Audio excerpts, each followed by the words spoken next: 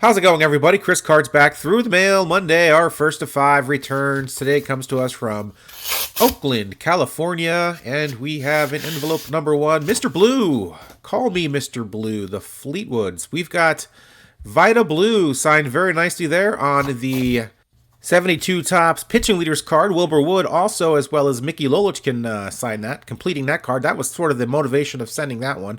That's going to look sweet.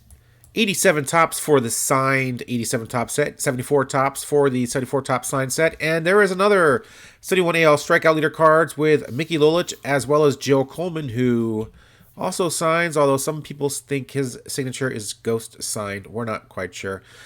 I don't know, but I'll send it to him anyway, get it signed by whoever's signing his mail, whatever, who cares. Let's just get that complete, and there you guys go. Vida Blue, $10 a card, signed very nicely there. I think Mickey Lolich is also $10, so that's going to cost another $10 to get another signature on there. Wilbur Wood, I think, is free. Anyway, there you guys go. Very nice return from Mr. Blue, 72, 73, 74 World Series champion with the Oakland Athletics, 6-time All-Star. His horrific drug problem probably kept him out of the Hall of Fame, although let's be honest, there are some guys in the Hall of Fame that are probably did worse things than Vida Blue did, but whatever. I digress. Let's move on to return number 2. Next one comes to us from San Diego, California, a beautiful place to visit and probably live if you can afford it. Let's see who we got here. If I can get it out of the envelope. Looks like it's getting hung up in here. Got to make sure I don't bend any corners. There we go. We got it out. We got a signed index card. Very nice. Don't know who that is. It looks like it's upside down, perhaps. It's Ed Bain. Ed Bain, there we go. First round draft pick of the Minnesota Twinkies back in 1971, 11th overall. This lefty played 44 games in the bigs. There he is with some pretty sweet glasses on, and let's see if he described it. His major league debut was July 4th, 1973. In fact, he went directly from the Arizona State University to the big leagues. In fact, he skipped the minors and everything, so didn't quite work out for him at the big league level. Played in the minors until 1980 or so. Became a executive with the Tampa Bay Devil Rays back in the early 2000s and held a few other scouting positions during his later years. And that's it, guys. Sent 2 74 Topps cards for the set, and I think those are the only 2 cards he has right there. So that's what I sent, and signed one nicely for the set, including the inscription. I got another one for trade if I need it. Very nice return from Mr. Eddie Bain. Let's move on to return number 3. All right, next return is from Lehigh Valley, Pennsylvania, home of the Iron Pigs. And we've got some literature, and not the good-looking kind of literature. Dear fans, that's never a good sign. Dear fans, thanks for writing to me over the years. Up until now, I have chosen to not sign very much mail sent to my home. Recently, I have partnered, with a charity, to donate the proceeds from all future mail signings. Please, $15 a card. Jack Fisher, everybody. Jack Fisher, old fat Jack Fisher, who's not fat in he signed one. He signed one of those cards. Oh, Chris Card's got one through the goalie. Through the 5-hole. Nice job. Well, I'm happy with the Mets signed card. He was with the Mets for 4 years, went 38 and 73 with a 4.58 ERA during, of course, those formative Mets years when they were terrible. In the mid-60s, he even put the penny sleeve on the Met card. So there you guys go, $15 a pop. Jack Fisher could be yours. Of course, I wouldn't use that address. I would probably use the address on the card. If you could pause that and see it if you need him for any of your sets. Hopefully not, because those sets are old and hard to fill. But you know what? He's signing, so that's good for him. He was also with the Orioles for 4 years as well. So there you guys go.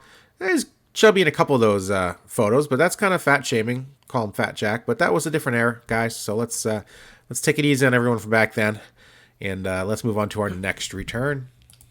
4th return, and this has got to be old. I haven't used these Purple Heart stamps in forever, so we're excited to see who's in here. Envelope number 4. Came back from Vegas a little under the weather. Not COVID, though. I did check. Not COVID, just regular old cold from, I don't know, Can't be the plane, right? We're all masked up on the plane. We're probably safer in the plane masked up than we are anywhere else in this country right now.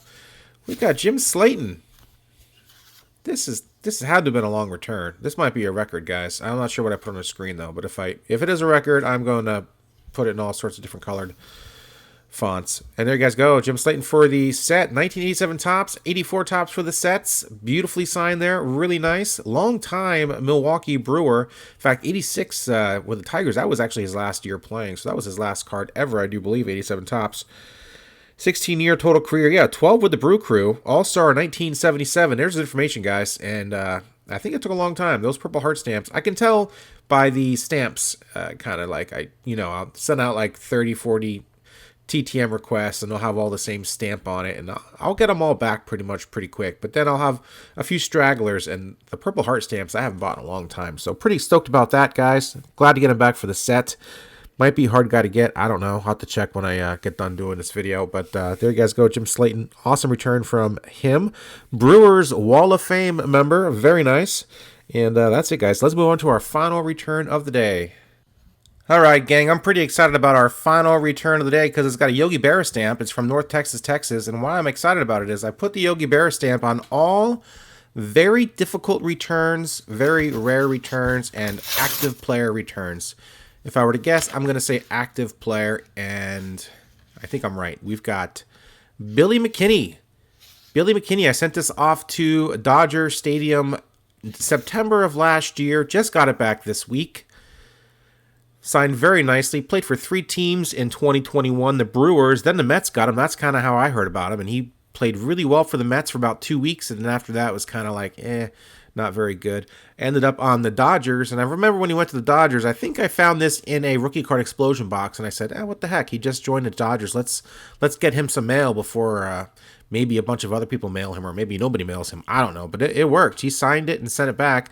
There's information right there, although he is now with the Oakland Athletics, so maybe you can try him at the Oakland Coliseum. I sent this obviously to Dodger Stadium, as you see right there. Great return from Mr. Billy McKinney. Only got 4 at-bats as a Yankee. He was a first-round draft pick, 24th overall of the A's. Ended up on the Yankees somehow. 4 at-bats with the Yanks, and then he spent the most of his years playing with the Blue Jays, 3 years with the Blue Jays before ending up on the Brewers. So coming up on 28 years of age, still in the big leagues, and these guys can maybe figure it out when they get to the late 20s, so maybe he'll become a hitting machine. Who knows? I thought he was pretty fun to watch on the Mets there for a while. He did lots of cool things out there in right field as well as with the bat. And then, of course, he got like all the other Mets and was very disappointing for about a few weeks or maybe a month or two, and then ended up on the A's, or no, the Dodgers. So there you have it, guys. There is another Through the Mail Monday in the books, number 167. Hope everyone enjoyed it. Some good returns here, kind of all over the map. Vita Blue, Jack Fisher, got a card signed from him, even though he told me I owed him money. And then Mr. Eddie Bain with a pretty cool signature there. Eddie and a B, I guess. And Billy McKinney, really nice signature on that rookie card there. And yeah, glad. There, Jim Slaton, which was probably a record return for me. I have no idea how long it's been, but it's probably been a while. So hope everyone out there enjoyed this week's Through the Mail Monday. Thanks a lot for watching.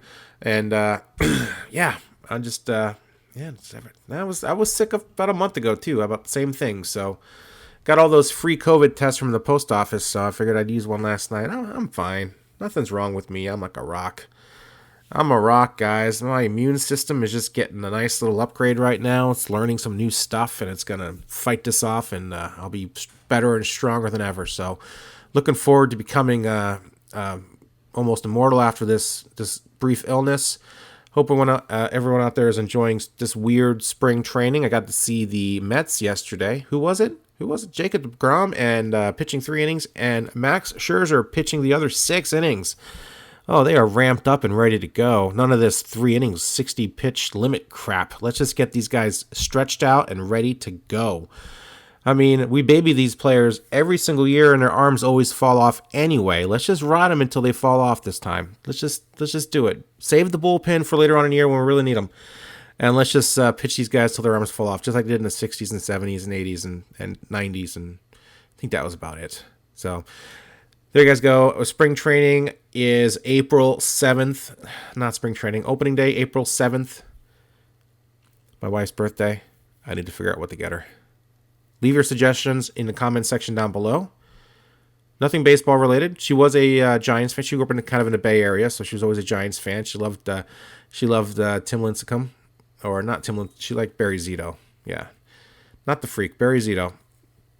And who else did she like? Well, she likes the Mets now. She has to.